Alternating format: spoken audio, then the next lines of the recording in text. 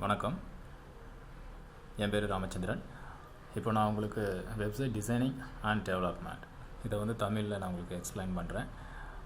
இந்த video tutorial பார்த்ததுக்கப்புறம் பிகினிங்கில் ஸ்டேஜில் இருக்கக்கூடிய ஸ்டூடெண்ட்ஸோ அல்லது நபர்களோ ஒரு வெப் டிசைனராகவோ டெவலப்மெண்ட் ஒர்க்லேயோ நீங்கள் இருக்க முடியும். நீங்களும் ஒரு வெப் டிசைனர் அப்படின்னு நீங்கள் உங்களால் சொல்லிக்க முடியும். ஸோ அதுக்கான முயற்சி தான் இது.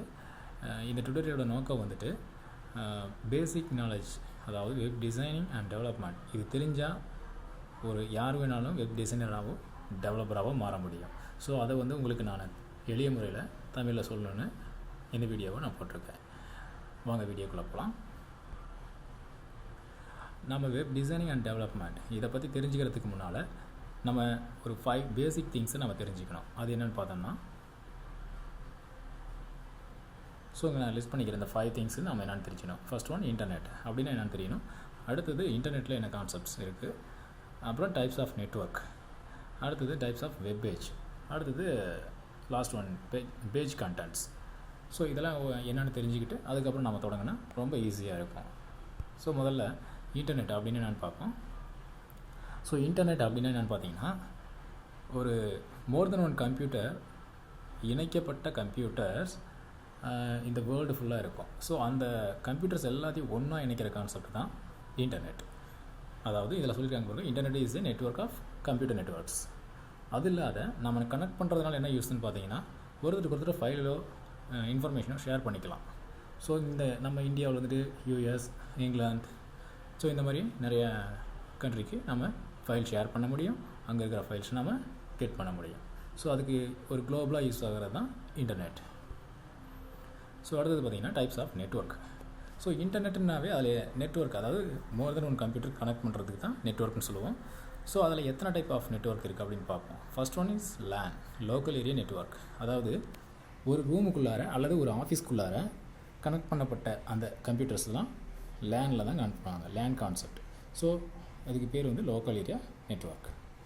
அடுத்தது பார்த்திங்கன்னா மேன் அப்படின்னு என்ன பார்த்தீங்கன்னா மெட்ரோபாலிட்டன் ஏரியா நெட்வொர்க். ஸோ இது எப்படி அப்படின்னு பார்த்தீங்கன்னா, ஒரு சிட்டியிலேருந்து இன்னொரு சிட்டிக்கு இருக்கிற நெட்வொர்க்கை ஒன்றா இணைக்கிற மாதிரி அவங்கள ஓன் சர்வர் வச்சு பண்ணுவாங்க. பட் இதில் வேர்ல்டு இருக்கிற மற்றவங்க யாரும் இதை ஆக்சஸ் பண்ண முடியாது. அந்த சிட்டி டு சிட்டி அல்லது ஒரு கம்பெனிலேருந்து இன்னொரு கம்பெனிக்கு, ஸோ அந்த மாதிரி ஷேர் பண்ணிக்குவாங்க இவங்க. ஸோ அடுத்து தேர்ட் ஒன் என்னென்னு பார்த்தீங்கன்னா, லாஸ்ட் ஒன் வேன். இதுதான் நம்ம இன்டர்நெட்டில் மேக்ஸிமம் எல்லோரும் வேர்ல்டு வைடு யூஸ் பண்ணுறது. ஸோ வைட் ஏரியா நெட்வொர்க் அப்படின்னா பார்த்தீங்கன்னா, நம்ம இன்டர்நெட்னு சொன்ன பார்த்தீங்களா, உலகத்தில் இருக்கிற எல்லா கம்ப்யூட்டர் நெட்வொர்க்கையும் இணைக்கிறது ஆன்லைனில். ஸோ இதுதான் நம்ம மோஸ்ட்லி நம்ம யூஸ் பண்ணுறோம். மற்றதெல்லாம் அது ஏரியாவுக்கு தகுந்த மாதிரி. ஓகேங்க, இது மட்டும்தான் நெட்வொர்க்கா அப்படின்னு பார்த்தீங்கன்னா இன்னும் நிறைய இருக்குங்க. பட் அதை விட நமக்கு பேசிக்காக, அதாவது ரொம்ப இம்பார்ட்டன்ட் நெட்வொர்க்கு அப்படின்னு பார்த்தா இந்த 3 தான். அடுத்தது டைப்ஸ் ஆஃப் வெப் பேஜ்.